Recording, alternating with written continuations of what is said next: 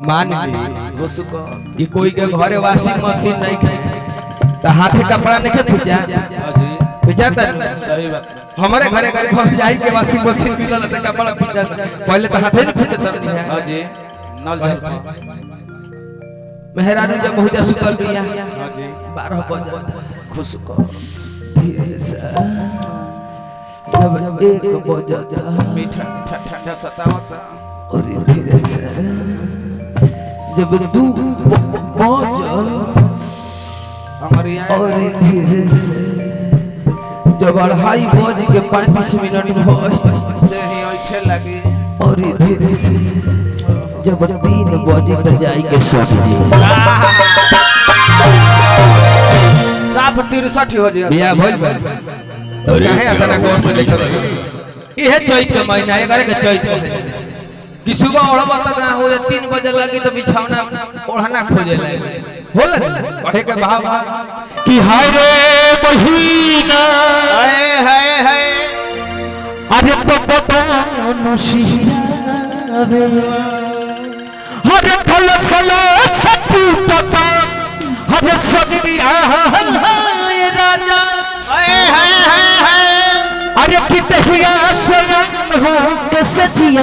पे रोए गोड़ हाथ बचा ए भाई भैया ए दीपक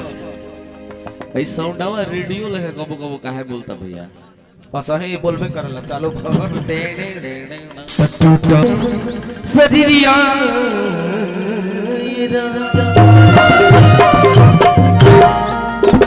चले जब जैसा कहेगा भाव हां जी हरे ठिका ठिका जैसे बोले टिगिया ओ हो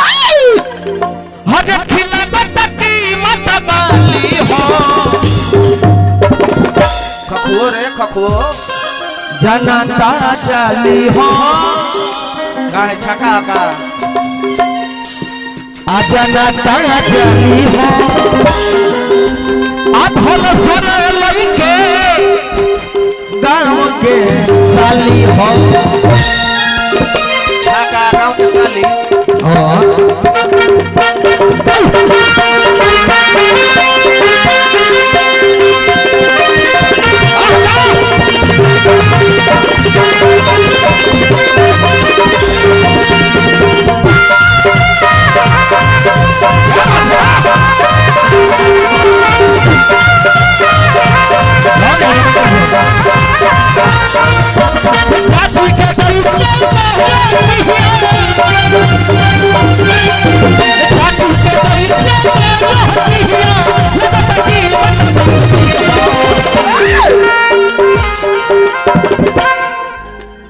यही नाचे के बिराका जी दम फेंका से बाबा भैया अजना तंगली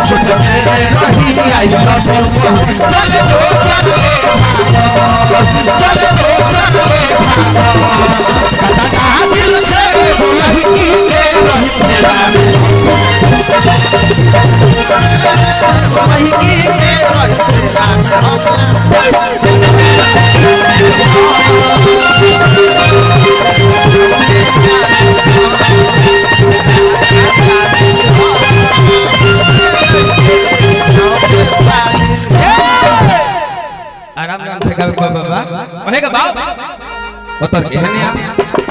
आप सुखाई बढ़ते हो ओहे का भाव इहो खाली पानी भात खाती अरे खियाई बिया जी जाति के का करे अरे कि भाई के सगाई में का करती है? पैसा लुटावो दिया आतना महंगाई में। अरे तो करो एक और कमाई थोड़े ना हो। कोरोना वायरस होता ना कौन देले बा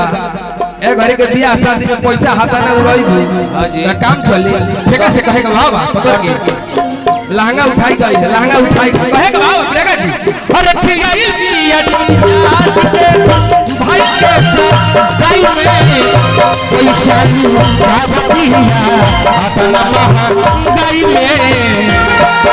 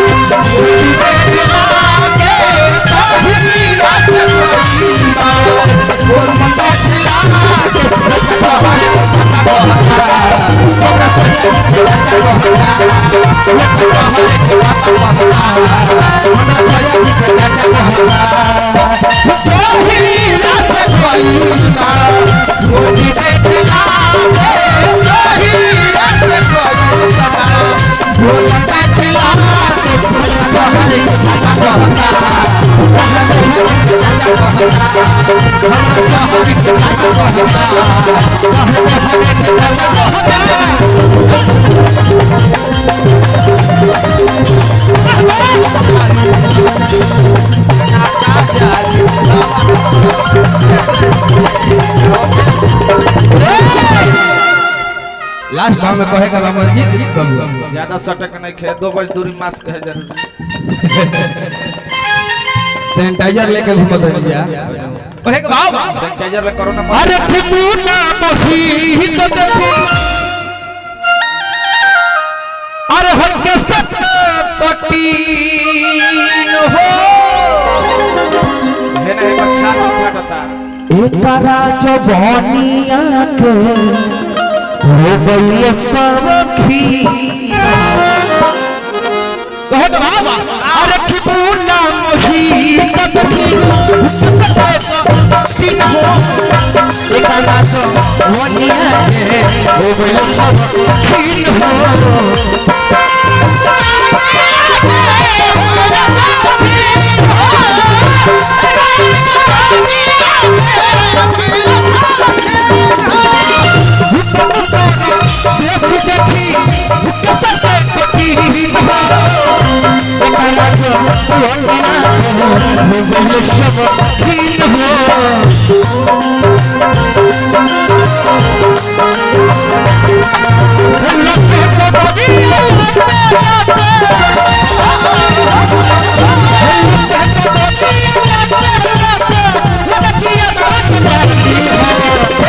बनाता जाली हो बनाता जाली हो